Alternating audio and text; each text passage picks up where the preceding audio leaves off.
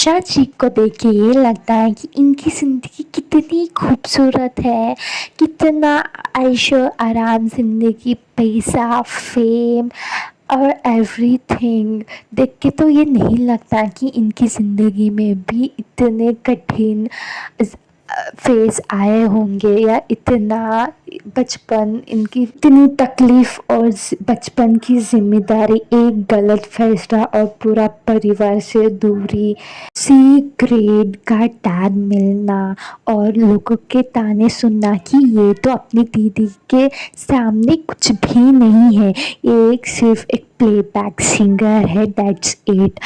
उनकी दीदी को देखो कितनी सुरीली आवाज़ है और इनको देखो इतना पर्सनल स्ट्रगल, साइड अटेम्प्ट करना, थर्ड टाइम प्रेगनेंसी में इनके पति इनको बाहर निकालते हैं and he was so mean.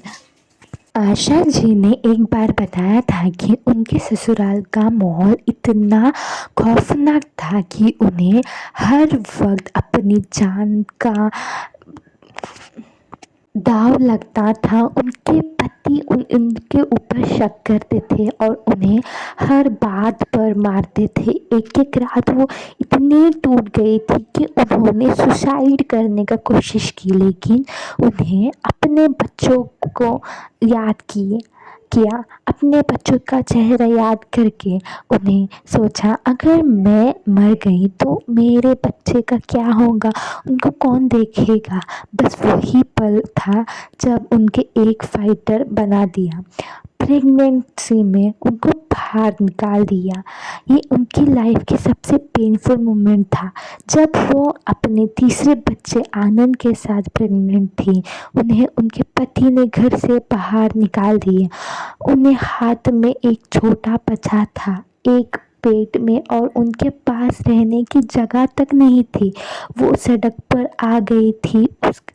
उनकी हालत में वो वापस अपने मायके तो चली जाती है, मगर उनकी दीदी सहारा तो दिया, लेकिन लोगों की ताने और एडॉप्टेड डॉक्टर का टैग उनका पीछा नहीं छोड़ रहा था।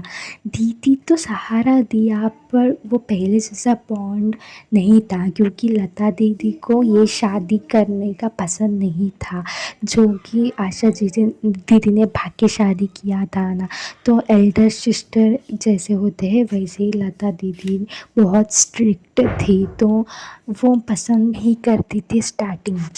तो उनका बॉन्ड फिर से ठीक होने लगा। स्ट्रगल सिर्फ जवानी तक नहीं रहा, उन्होंने अपने बच्चों को खो डाला, अपने सपने खोए हैं। उनकी बेटी वर्षा और बेटा हेमंत दोनों की डेथ ने उन्हें अंदर से तोड़ दिया था।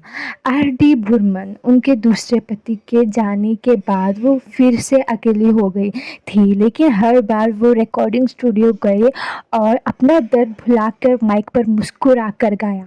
सिंगल मदर का संघर्ष, 3 बच्चों की जिम्मेदारी उन पर अकेली आ गई।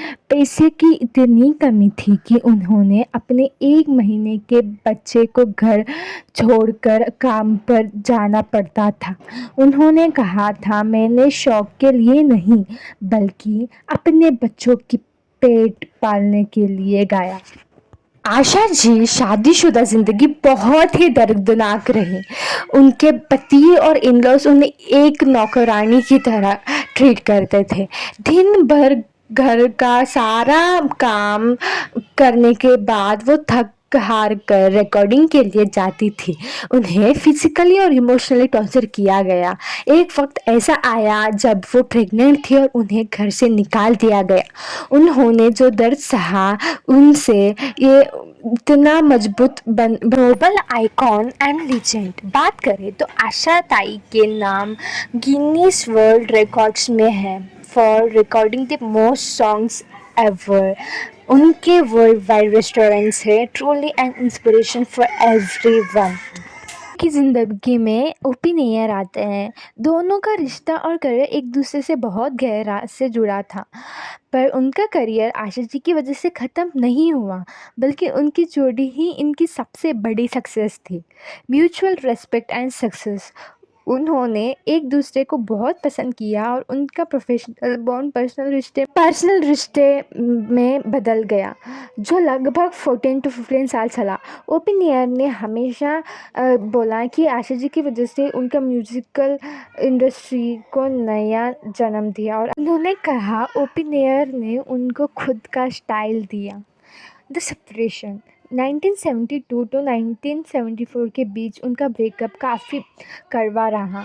इसके बाद उन्होंने फिर कभी साथ नहीं दिखे। करियर डिक्लेंस ओपी नैयर का करियर उनके सेपरेशन के बाद धीरे धीरे कमज़ोर होने लगा। इसका एक बड़ा कारण ये भी था कि उन्होंने लता दीदी के साथ कभी काम नहीं किया था और दूसरे सिंगर्स के साथ भी कभी काम नहीं किया था, और आशा जी के जाने के बाद उन्होंने कोई वैसे सिंगर नहीं मिला जो उनका स्टाइल को सूट करे और मैच करे। डिफरेंट पार्ट्स जब उनका रिश्ता ख़त्म हुआ, आशा जी ने आर.डी. बर्मन के साथ नया रिश्ता शुरू किया और नया सुपरस्टार दिया, जबकि ओपी नैयर इंडस्ट्री से थोड़ा दूर हो गए।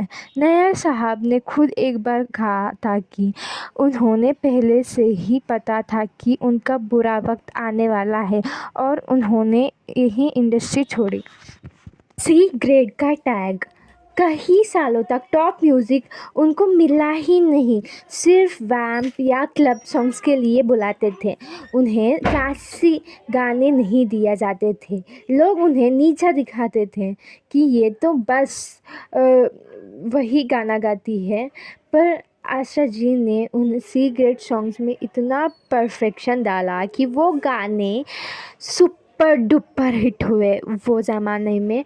और sing with a smile Asha ji को इंडस्ट्री में उनके अच्छे और स्वीट के लिए जाना जाता है। वो स्टूडियो में हमेशा जोक सुनाती थी ताकि म्यूजिशियन और टेक्नीशियंस का मूड लाइट रहे। उनका मन है कि अगर सिंगर खुश है तो गाने में भी खुशी होंगी। और 20 लैंग्वेजेस आशा जी ने सिर्फ हिंदी में नहीं बल्कि 20 से ज़्यादा लैंग्वेजेस में बचपन से बहुत ही तकलीफ़ सही थी, बचपन से एंड तक। And I hope her soul rest in peace. It really hurts जब आपको अपने खुद के टैलेंट से, सबका टैलेंट अलग अलग है, सबके अंदर एक खूबियाँ है, बट वो खूबियाँ अगर हम कंपेयर करते बैठे तो हमको कितना दुख होगा।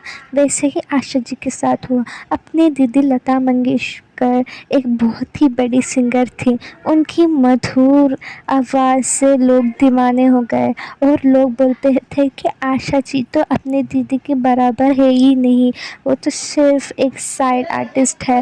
But she prove everyone wrong by taking awards, big awards and becoming famous. के बाद लता जी ने बार बार एक से बढ़कर एक हिट, सुपर हिट दिया। उसके बाद लोग दीवाने हो गए हैं, और स्पेशली दम मारो दम मिट जाए गम, आपने तो ऑफ कोर्स सुना ही होगा।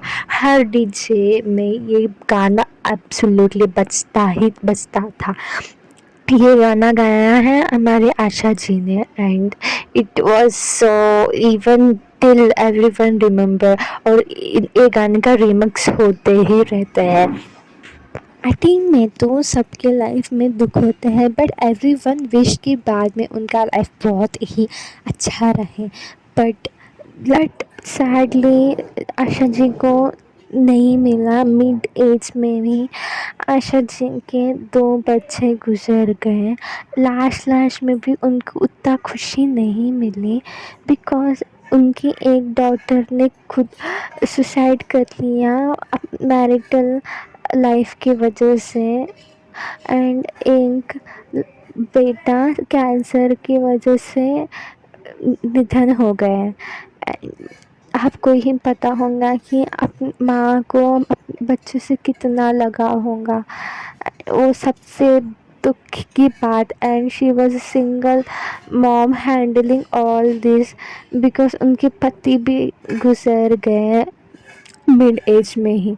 बट आशा जी को सभी तरफ से प्यार मिला, चाहे इंडस्ट्री के कोई भी इंसान हो, सब लोग आशा जी के रेस्पेक्ट करते थे। She was kind hearted and criticism झेलना बहुत ही बड़ी बात है एंड थोड़े लोग ही वो कर सकते हैं।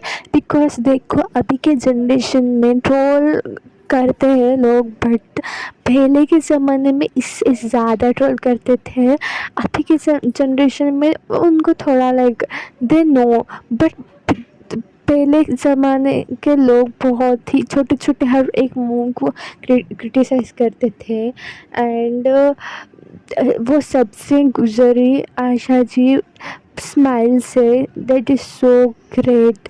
इतना सब कुछ होने के बाद भी मुस्कुराते गाती थी हमारी आशा जी।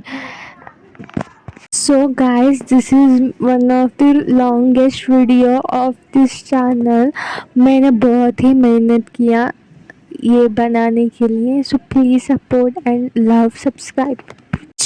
गलती हुई तो कमेंट सेक्शन में बताना, मैं उसको इम्प्रूव करूँगी।